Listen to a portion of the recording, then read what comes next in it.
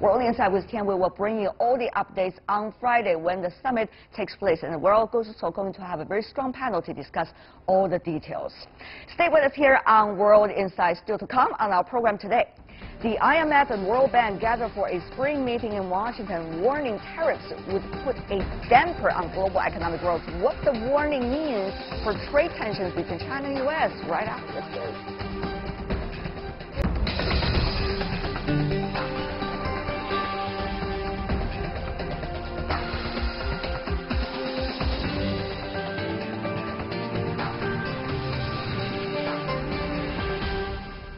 Welcome back. You're watching World Insight. I'm Tian Wei. This program is going to you Monday to Friday on CGTN. The World Bank's spring meeting this year is wrapping up on Monday in Washington. There are 3 T's that dominated this year's meeting: trade, technology, and the other T is trust. Trade tensions between China and the U.S. were in the spotlight. Here's a quick look. On a mission of growth, the International Monetary Fund forecasts a world economic growth of 3.9% in 2018 and 2019. It could be the fastest growth since 2011 if the forecast proved to be right. The fund says the engine of rapid expansion continues to be the Asia-Pacific region. The economic outlook for Asia and Pacific remains strong, and the region continues to be the main growth engine of the global economy. However, at the IMF World Bank meeting, concern over global trade is growing as China and the U.S. raise trade barriers. President Donald Trump last month approved steep tariffs on tens of billions of dollars of Chinese imports, while Beijing has slapped duties on key U.S. agricultural exports. Trade tensions between the U.S. and China do pose a big threat to confidence in the global economy and investment, though U.S. Treasury Secretary Steven Mnuchin considers a trip to Beijing to hold talks on the dispute.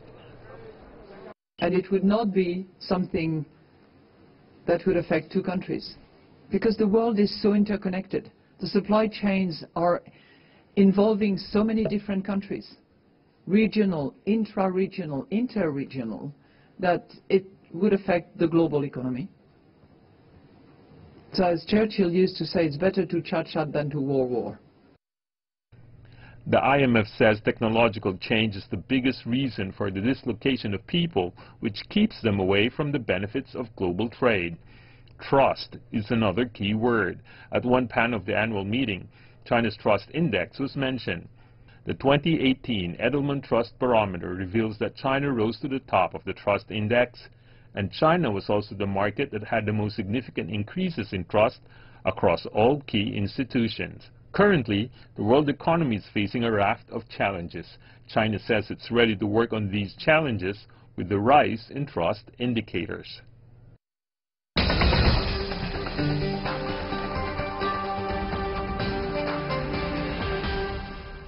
For a discussion on the IMF and World Bank spring annual meeting, we are joining our Beijing studio Zhang Jianping, who is the Director General of the Center for Regional Cooperation at Chinese Academy of International Trade and Economic Cooperation. Joining us in London, Ian Begg, a professor at the European Institute and co-director of the Darren-Door Forum at the London School of Economics and Political Science. Joining us in Washington, D.C. in the U.S., Dan Slane, former Commissioner of U.S.-China Economic and Security Review Commission. Welcome to the 3 of you. I want to begin with a quote coming from Ms. Lagarde, the IMF head. Christine Lagarde warns that U.S. and China trade frictions threaten confidence in the global economy. Take a look at this. In its World Economic Outlook released last Tuesday, the IMF cited 2016 research which shows tariffs or other trade barriers that lead to a 10% rise in import prices would lower global output by about 1.75% after 5 years and by close to 2% in even the long term. That's a big number if you think about the growth rate of many of the countries these days in the world. Mr. Slane, can China and the United States be responsible for not only themselves, but also to seek a solution about the trade dispute right now? Is there a promising sign to you? Yes, I think there is. You know, there's a lot of press hysteria over these tariffs, and really I think that Trump is using it as a bargaining chip to correct the trade imbalance that currently exists. Is it really the press that is cooking the story, Mr. Zhang? I mean, President Trump himself saying once a time 50B, another time 100B. It seems that within these two numbers, there's only less than 1 week's time. So, well, if these numbers keep on being thrown from the White House at the other side, I don't know how China would take it. Yeah, I'm afraid that most of people, both from China and the international society, fully, confused by those different sayings by Trump administration. So in this regard, I'm afraid that they released so lot of, different type of information. So today, I think that for Chinese side, of course, we will listen what kind of information they will release again. But meanwhile, I think the most important thing for us is to pay attention how to prepare, different type of solutions for different scenarios in the near future. All right. Let me come back to you, Mr. Slane. Some of the latest news coming from Xinhua News Agency reports suggest Secretary Mnuchin is about to visit China, even though the date is not being confirmed, the exact agenda is not being confirmed.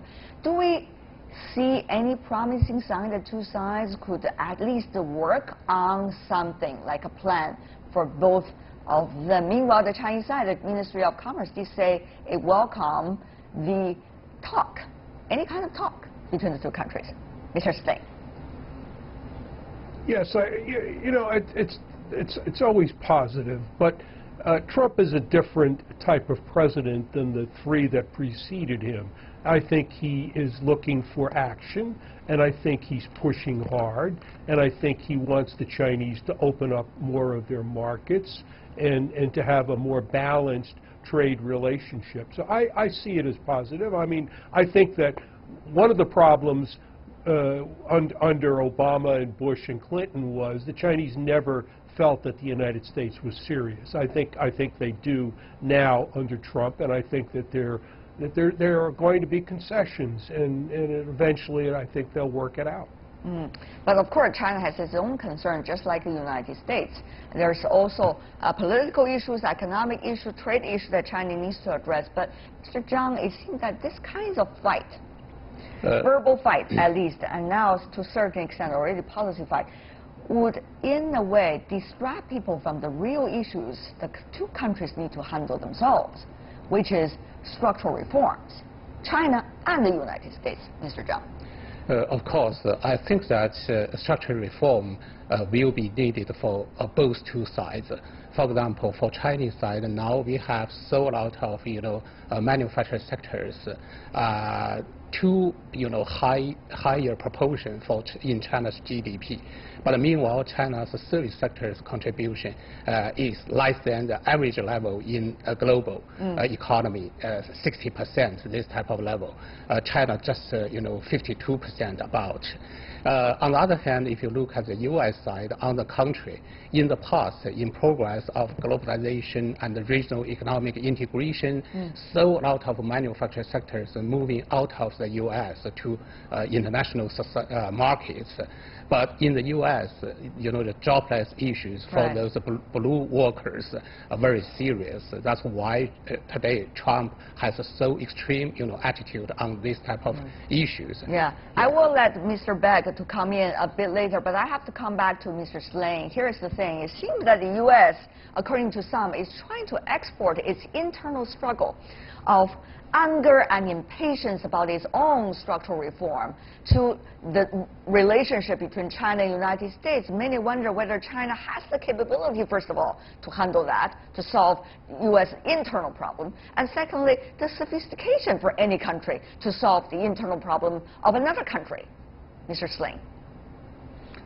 Yeah, well, what's happened is, and Trump has taken advantage of it, is that many workers in the United States have been devastated by these trade agreements and by the mercantilist policies of the Chinese government. And yes, I think that by opening up more markets in China, lowering tariffs such as automobile tariffs, etc., is going to create more work opportunities for Trump's base, and I think that's one of the things that he's trying to do. You know, the globalists in the United States, the banks and the multinationals, they've done great, you know, but most of the American people have not, and that's why Trump is in power today. And when the U.S. globalists understand that, then we're going to have some more reform, and otherwise it's just going to get a lot worse politically.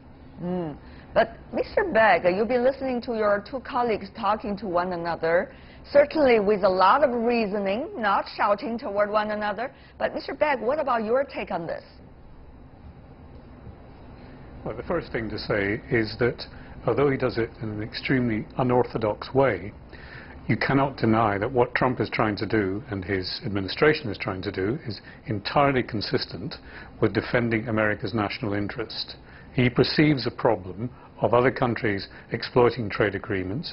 He may be right, he may be wrong in some of that, but he's making headway on NAFTA, trying to renegotiate that, on asking the Chinese to be serious about trying to curb their resort to stealing intellectual property or having an excessive trade surplus.